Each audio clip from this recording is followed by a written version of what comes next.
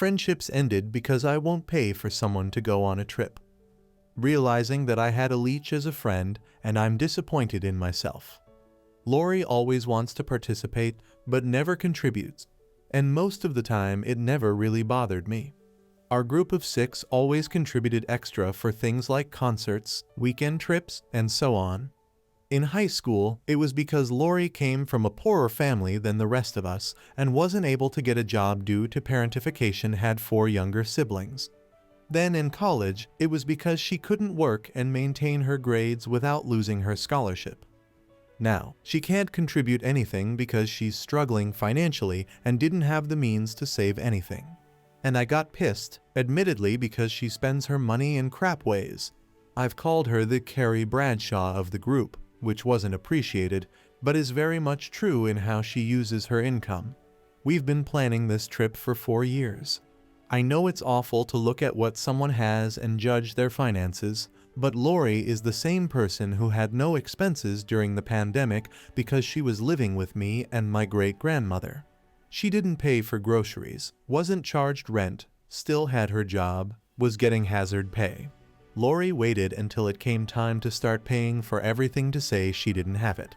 She said this to me one-on-one. While we were out shopping for the trip, her idea. Lori wanted to go to stores that weren't cheap. I asked if she was sure, and she claims she wanted to treat herself. She spent just over $1,300. And then we go to lunch, and she has the nerve to tell me she can't afford the trip, a whopping $683 per person for 15 days. Of course I said no, and guess what? She brings in the rest of the group 2 days later, and all of them are on board with splitting her expenses. Translation: they would cover half the costs among them, and I'd be stuck with the other half because I make the most money.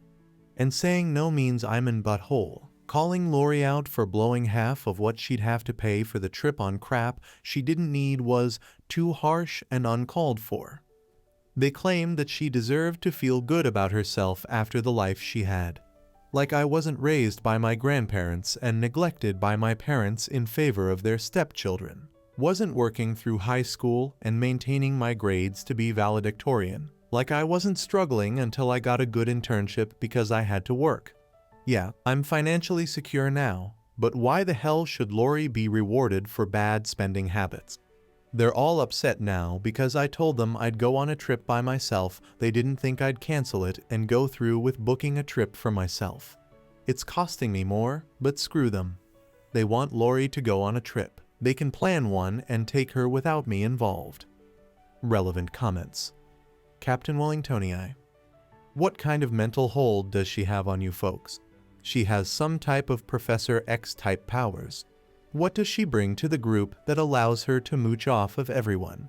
That's crazy. OP. It's legitimately just pity at this point. All of them focus heavily on how she had an awful life growing up, which I'm not going to discredit. Lori's life sucked, and the only way she was able to do anything with us was if my grandparents watched her siblings. But can she seriously use that as an excuse to be so irresponsible for the rest of her life? Like seriously, she blew half the cost of the trip in my face. B3 Mark. That's an expensive leech. Glad you finally called her out. Probably should have happened a long time ago. Are the other people aware that the moment she asked demanded, really you pay for her trip, she just spent half of that trip's cost on random stuff a few hours prior? If not, that's info they need. If they don't care about that, they weren't really your friends either. If you look back at the group dynamic, are you the one who usually ends up paying a bigger share just because you have a better paying job? Or did the others contribute equally and Lori was the only leech? OP. At first, Lori was the only leech, but the ongoing text argument. Yeah, I've been the one footing a larger share. It wasn't obvious at first, but what's expected of me as a friend is disproportionate to what's expected of them. Update. Seriously, I get called mean, selfish, cruel, and a bunch of other insults for not bankrolling an idiot's life, decide to cut contact and end the friendship, and now they want to make up. Lori, the primary leech, has horrible spending habits. Think Carrie Bradshaw from SATC. She'll blow her money on designer clothing and shoes and then ask you to cover her expenses for trips, and the more I think about how much money I've wasted on her over the years, the angrier I become. Lori has apparently burned more bridges in the week or so I've been no contact. They apparently decided that they can't afford to bring Lori on a similar trip to what I had originally planned for us. It was 15 days split between Portugal, Spain, and Italy. One of the group, Jenna, went to my grandpa because she couldn't get in contact with me. I had blocked all of them, mainly because I got sick of arguing. Grandpa told her now wasn't a good time, though refused to give her any details. She came back 4 days in a row until he relented. He called me for her and gave me the gist of things before I told him to send her to the coffee shop. I was at a post for another day because I'm still processing my earlier meeting and know I'll need to vent about it. The meeting with Jenna went to hell in a handbasket. She started by telling me the group had planned a new trip and she knows I'm mad, but canceling on them and then not sharing the agency was really cruel. They found an agency to travel through, but to keep the time they had off from work means they have to pay more. Cheapest they could get was $4,000 a person. I didn't respond, mainly because yes, she continued to blame me for their crap like it wasn't their fault I canceled and stopped talking to them. When I told her that it was their fault, Jenna agreed that it was. She revealed that they tried to talk Lori into returning everything she brought so she could contribute to her part. In her words, they can't afford half the things I can. Jenna personally believes that Lori's need for designer things is because of me. I didn't snap immediately at this and let her ramble about it. I know you don't notice it, but you're always wearing nice things and spending money on nice places. You're always buying expensive makeup, getting your nails and your hair done. She just wants that lifestyle too, and it's like you're rubbing it in her face. All of us are at fault. And yes, I do spend my money on those things. But as I told Lori and now Jenna, I can afford that lifestyle. I budget for those things, I thrift shop, and a good number of my nice things are secondhand. Yes, I put a lot of effort into my appearance, but I also live below my means. I live in the house my great-grandmother owns outright and pay utilities, shop in bulk and local markets for food, and have good insurance that covers great-grandma's medical expenses.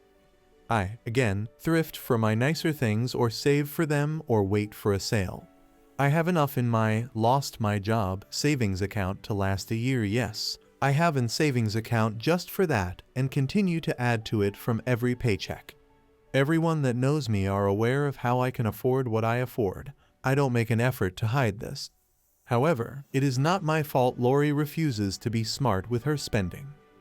I said all of this to Jenna, and she had the nerve to cry.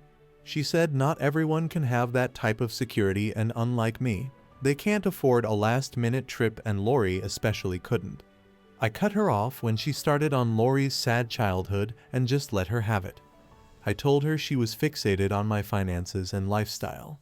But that wasn't my fault. She and the rest of the group all have decent careers. They all had better safety nets than I did, and it made them complacent. I didn't have that. Yes, I was middle class growing up, but I wasn't as well off as them. Yes, I had a grandpa who would spoil me, but it wasn't to the extent they think. I still drive his old Impala. I had been the first to get a car in our group, right? Because his eyesight was going bad. He couldn't drive me around like their parents did. And don't get me started on college itself. Lori had a financial aid packet because she was poor. Jenna and the rest had family that could pay off their tuition and living costs. And I got barely anything aid-wise and had to work because my grandparents couldn't afford it and my parents refused to acknowledge me.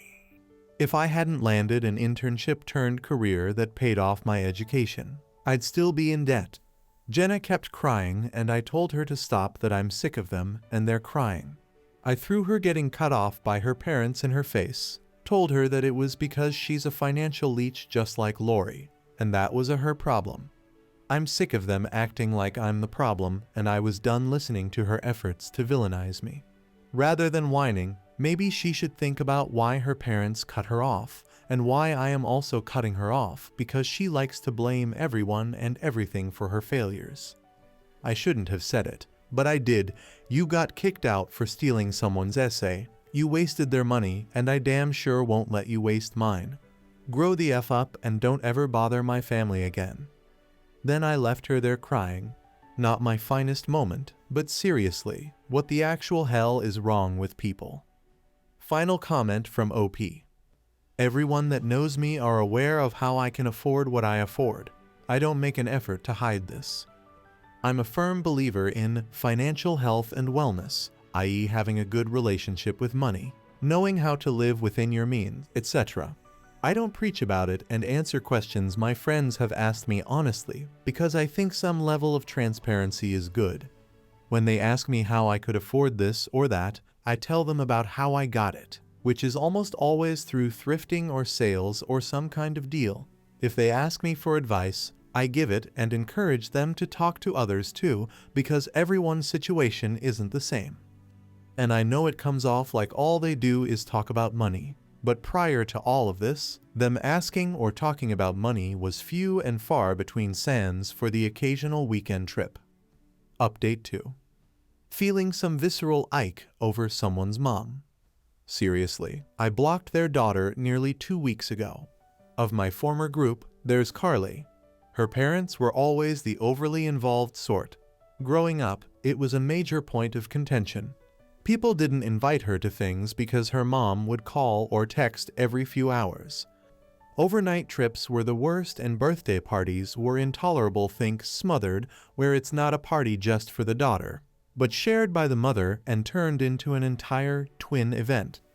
The only reason our group stuck through it was because it was easy to talk her mom, Karen, into being our chaperone. And even then, she was always trying to be one of the girls, and even back then, it was too much at times. Carly is 26 now. Why is her mother calling me crying about how I hurt her, Karen? Cutting off Carly has hurt her mother's feelings, so much so that she claims she's been crying every time she thinks of me and how much I mean to them. Karen is adamant that I'm her friend too, but I barely interacted with her outside of Carly. It's just weirding me out how attached this woman is to me. Her being old enough to be my mother isn't the issue. I have friends her age and older. But we're not friends. I've occasionally spoken to her without Carly being involved, yes. And prior to cutting Carly off, Karen did text me every so often. But I never spent time with her the way her crying over burnt bridges gives off. And I tried my best to be nice, but come on, we're not friends. I cut off Carly because I've come to realize and accept that she is not a good friend to me. Karen texted me paragraphs about all the time we've spent together, and I'm just uncomfortable. I blocked her these friendship moments she's claiming were moments I shared with Carly, not her. And more than that, those same moments made me realize that all of my friends from high school suck. Not one major life event Karen brought up had me on the receiving end. Like, has Carly ever done something nice for me that wasn't her mom giving her credit? The answer is no. Next story. My employee dressed up as a coworker for Halloween to mock her. My office had a costume contest on Halloween. Dressing up was encouraged but not mandatory. I was out of the office that day, so I did not see the costumes at the time, but I saw photos afterwards. One of my reports dressed up as a basic girl, fabric boots, leggings, Starbucks pumpkin spice drink, etc. The costume itself was fine, but she also wore a name tag with the name of another one of my reports. The name is not common. I had never heard it before my report started working here. The costumed employee wore a blonde wig in the same cut and style of the person whose name she used, as well as blue contact lenses and the same color nail polish she normally wears. I also heard she acted absent-minded and airheaded as part of the costume. She was voted the winner of the costume contest by the other employees. My report with the uncommon name came to me the next day, and she was upset about being made fun of. People were calling them twins or had said the costumed person looked more like her than she does. The costumed report swears she wasn't dressed as her colleague, and it was all a coincidence, and the other employees say it was just some fun. My report with the uncommon name said she had a hard time saying anything because the costumed employee is slightly senior to her. She has worked here for 4 months and only finished college this year. The costumed employee has worked her for almost 5 years, and because my boss voted for the costumed employee in the contest. I understand why she is upset, but as a manager, I'm not sure if I can address this now the day has passed and my manager was on board with everything. Is this worth addressing, or do I just acknowledge my report being upset and move on? Update. As of the Monday following Halloween, my report stopped coming in. She didn't say anything about resigning or leaving. She just stopped coming in the Friday after Halloween was her last day. I was concerned when she didn't come in because it wasn't like her. I called police to do a welfare check when she didn't show up and could not be reached. The police did a check and told me she moved and didn't live at the address we had on file. I called the property management office, but they didn't have a forwarding address and said she had informed them abruptly she would be moving a month before her lease ended and wouldn't be renewing, and she was moved out within days. The email and Google Voice number she put on her resume and hiring paperwork are no longer in service, and we don't know any other contact phone social media information for her. I feel terrible about what happened. As for going to HR, we are in the HR department. I am the manager of employee and labor relations. The director of HR and the C-suite individual they report to both voted for the costume in the contest. Everyone, including them, thinks it was good fun. The company I work for is a large one. Anyone who lives in this state would recognize the name, but no one sees things my way. I didn't mention this in my first letter, but some of the comments did pick up on this. My report who wore the costume was not the same race as the report she imitated. The costumed report also weighs more than the person she dressed up as and intentionally wore too small clothing and a crop shirt with her stomach and cleavage showing. Her makeup and mannerisms were exaggerated, according to everyone. My report she dressed up as is actually very intelligent and articulate. She said her portrayal was not meant to be insulting, even though it obviously was. I've started looking for another job. If it wasn't for the fact that I'm going to be a dad soon, I would have resigned already. My wife is a freelancer with many clients, but given that she is pregnant, we want the stability of a guaranteed income. Thanks to Allison and all who commented.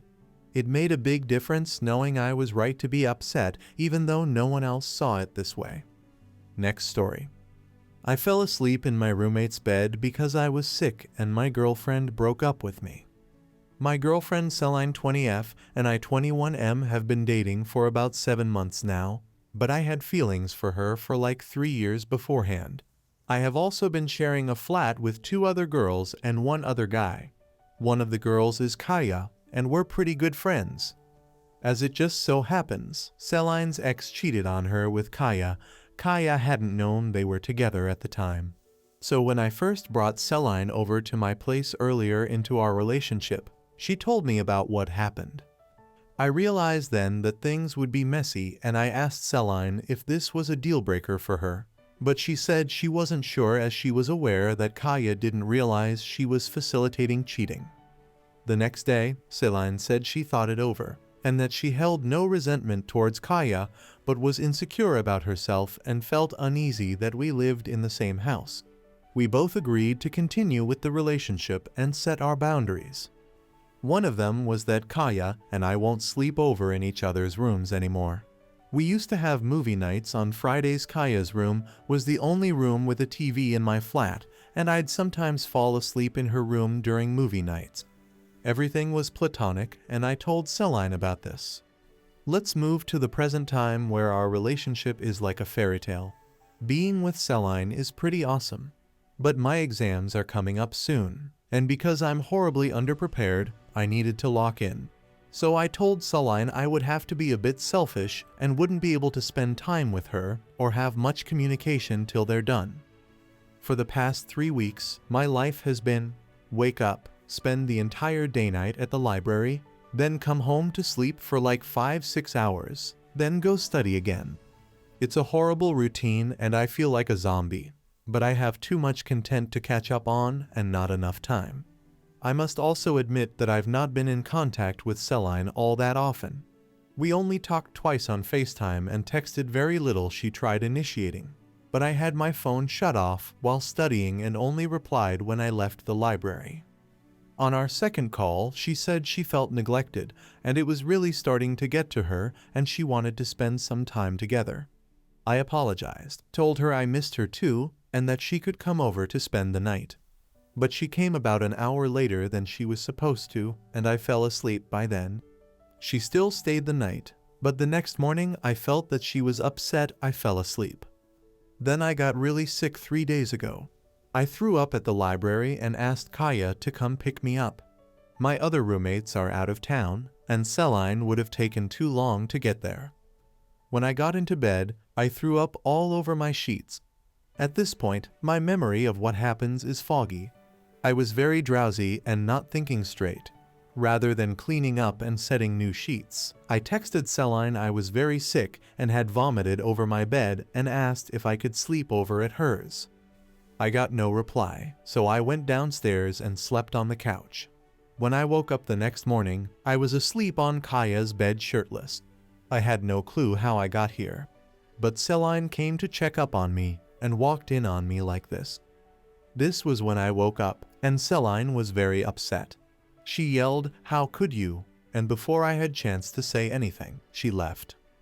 Kaya told me that when she saw me asleep on the couch, she offered to let me sleep on her bed instead. I have no recollection of this. I probably took my shirt off because I felt hot at some point during the night. She also said she slept on the couch and we didn't share the bed. I've been trying to reach out to Celine, but she blocked my number, WhatsApp, Insta. We have 2 mutual friends, but they both haven't replied to any of my texts.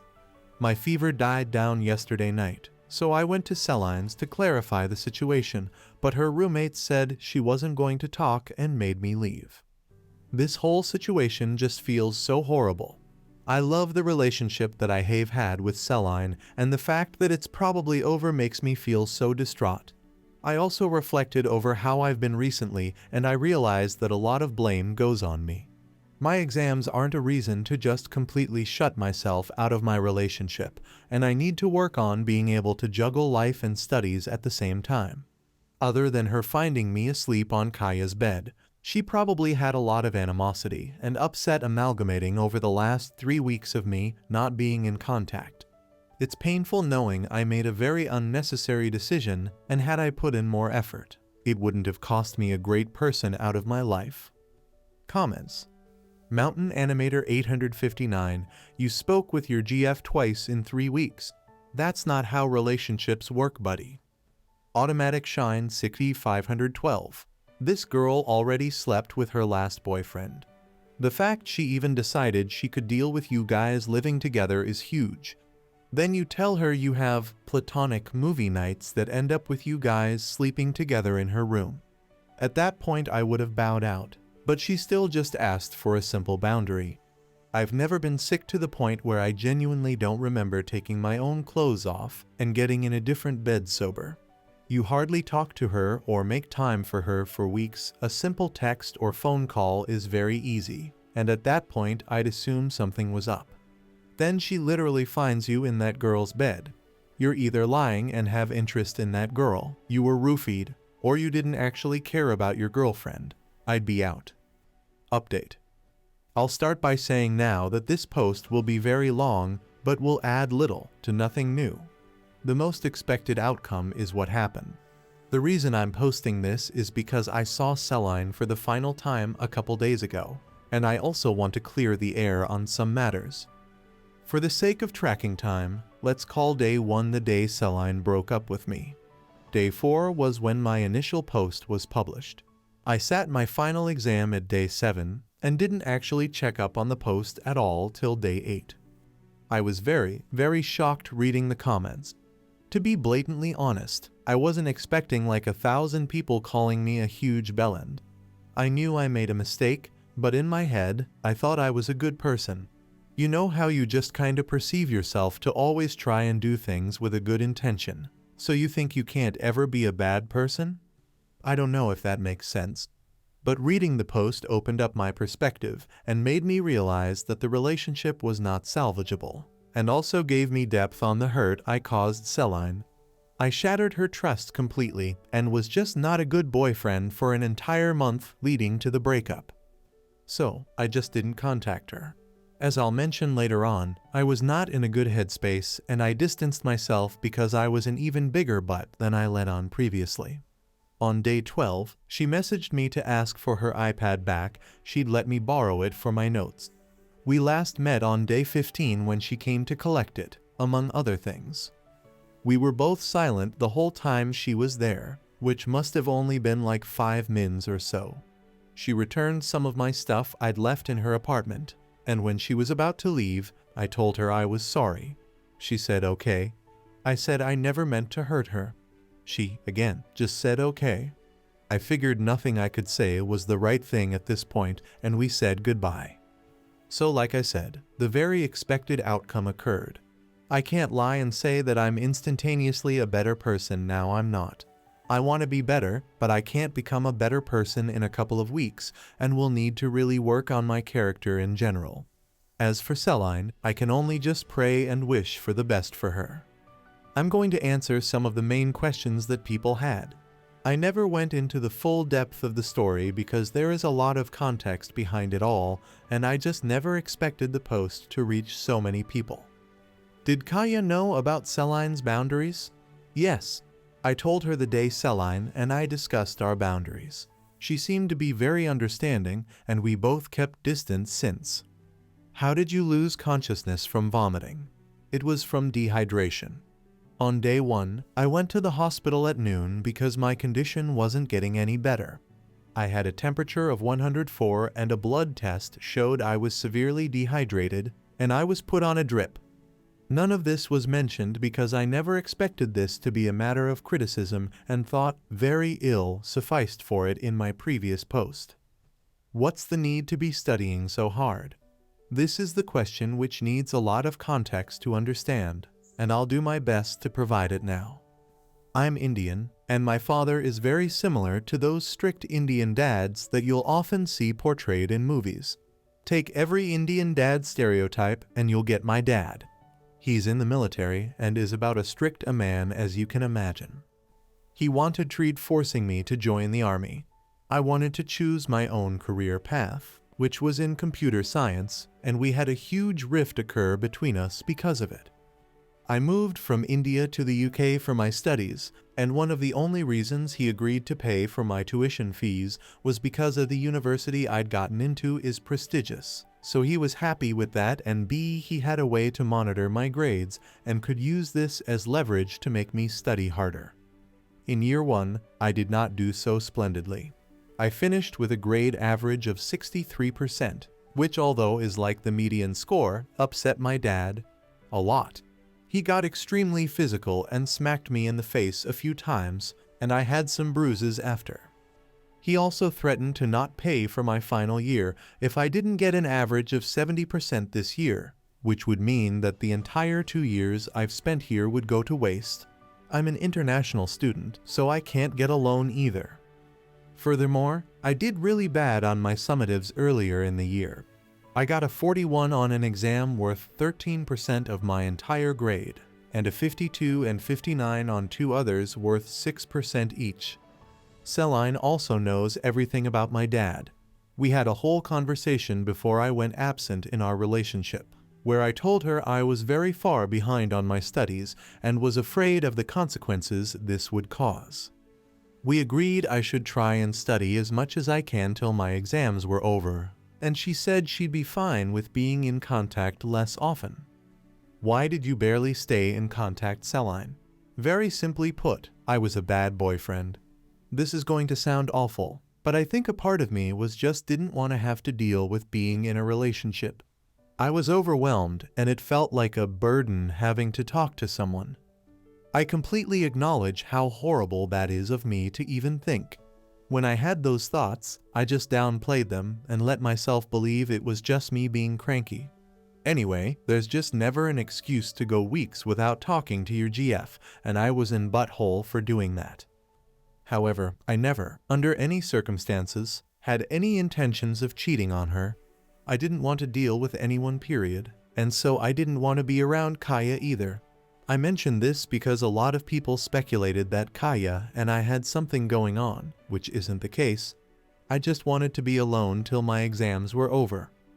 Why did Kaya invite you to her bed? I asked her, and she said the following.